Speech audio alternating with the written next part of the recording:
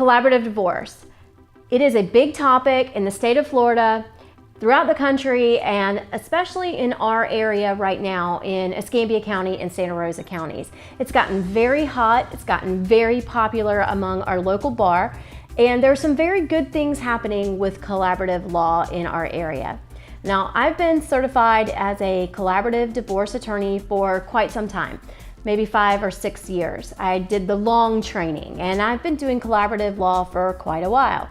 I find that it works best in cases where you have two people who really don't have a lot of conflict, but maybe they have some complex questions that they need to kind of unravel in their divorce. But I'm here today to tell you why I'm really not on the collaborative, happy train over the last maybe year or so in our area. So collaborative divorce, in my opinion and with my training, I believe that collaborative divorce is meant for a very particular type of client and a very particular type of case. I do not recommend collaborative cases where there's been domestic violence, where there is a huge power play between spouses, or where there have been issues of other sorts of abuse. Now, there are a lot of people in town and a lot of other attorneys who disagree with me, and that's okay.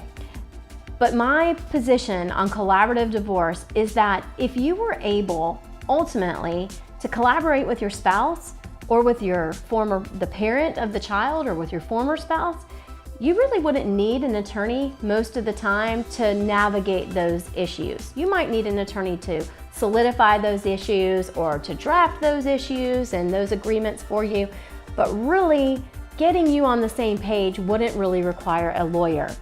And that's why I believe that litigation, when you're talking about divorces, really is the preferred way to go about navigating your case. So I like to say that I am a family law litigator.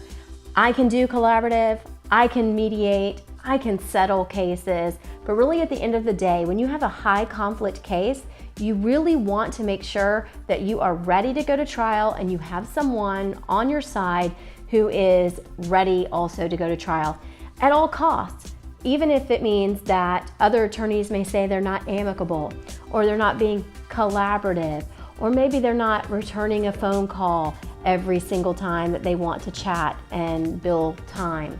And so you have to have an attorney that's very resilient if collaborative is not for you, and it really does take a special kind of case. If you're divorcing and you have a high conflict case, collaborative may not be for you. And traditional litigation is a process that's been vetted for many, many, many decades, and that we're very comfortable with here at my office.